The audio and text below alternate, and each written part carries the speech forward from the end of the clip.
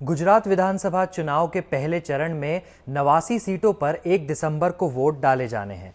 इस दौरान सूरत में भी वोटिंग होगी। हम बात करेंगे पाटीदारों का गढ़ कहलाई जाने वाली वराछा रोड सीट के बारे में।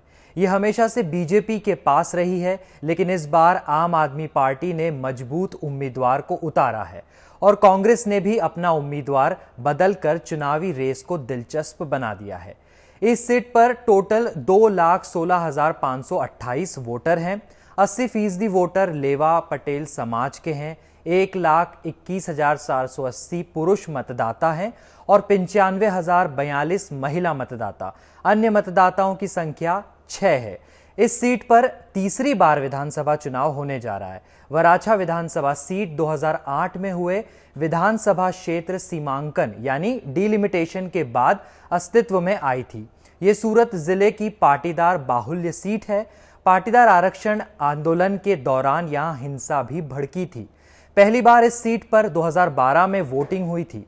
तब चुनाव बीजेपी ने जीता था और तब से ये बीजेपी का गढ़ बन गया है। बीजेपी ने तीसरी बार भी किशोर भाई कानानी को ही अपना उम्मीदवार बनाया है। कांग्रेस ने उम्मीदवार बदलकर इस बार प्रफुल्ल तोगड़िया को टिकट दिया है और केजरीवाल के प्रत्याशी है पाटीदार आंदोलन के बड़े चेहरे अल्पेश कथीरिया। अब बताते हैं कि 2017 के विधानसभा चुनाव में क्या स्थिति थी। 2017 का चुनाव 68,472 वोटों के साथ किशोर भाई कानानी ने जीता था, जो पूर्व मंत्री भी रहे हैं। पाटीदार समाज से आने वाले कांग्रेस के धीरू भाई गजेरा ने 54,474 वोट हासिल किए थे। बीजेपी 13,988 के मार्जिन से जीती थी। बीजेपी का वोट परसेंट 55 और कांग्रेस का 43.8% था। निर्दलीय और अन्य पार्टियों ने मिलकर करीब 1200 वोट हासिल किए थे।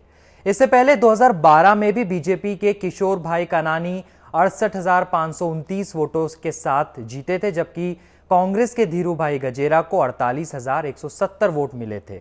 तब बीजेपी 20,359 वोटों के मार्जिन से जीती थी।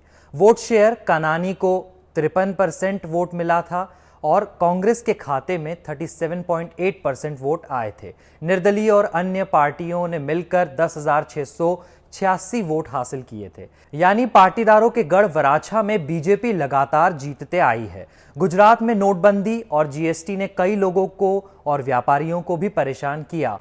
फिर पाटीदारों के आरक्षण को लेकर भी जमकर प्रदर्शन हुआ था। हिंसा तक भड़की थी। लग रहा था 2017 के चुनाव में जनता बीजेपी को सबक सिखाएगी, लेकिन वोटिंग के वक्त लोगों में न तो आंदोलन की आग थी और न ही जीएसटी के लागू होने का गम।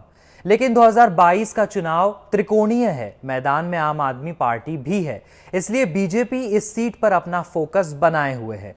आम आदमी पार्टी भी काफी जोर लगा रही है।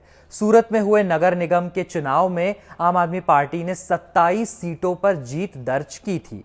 पार्टी यहां आक्रामक रूप से डोर टू डोर कैंपेन भी कर रही है। अब देखना यह होगा कि सूरत जिले की वराछा सीट पर सूरत फैक्टर कितना प्रभाव डालेगा। आम आदमी पार्टी ने पाटीदारों के गढ़ में वोट हासिल करने के लिए पाटीदार नेता अल्पेश कथीरिया को टिकट दिया है। अल्पेश 2015 में हार्दिक पटेल की अगुवाई में गुजरात में शुरू हुए पाटीदार आरक्षण आंदोलन का बड़ा चेहरा रहे हैं। हार्दिक पटेल के बेहद करीबी भी माने जाते हैं। आप पूछेंगे कि कांग्रेस कहां खड़ी है। अब मीडिया रिपोर्ट्स तो बताती है कि पार्टी के पास फंड की कमी है, लेकिन कांग्रेसियों का कहना है कि पार्टी अपने तरीके से प्रचार कर रही है। तो सूरत में कांग्रेस अपने घोषणा पत्र के आधार पर ही डोर टू डोर कैंपेन चला रही है। कांग्रेस ने इस बार सूरत की कई सीटों पर अपने उम्मीदवारों को बदला भी है, जिसमें वराछा सीट भी शामिल है।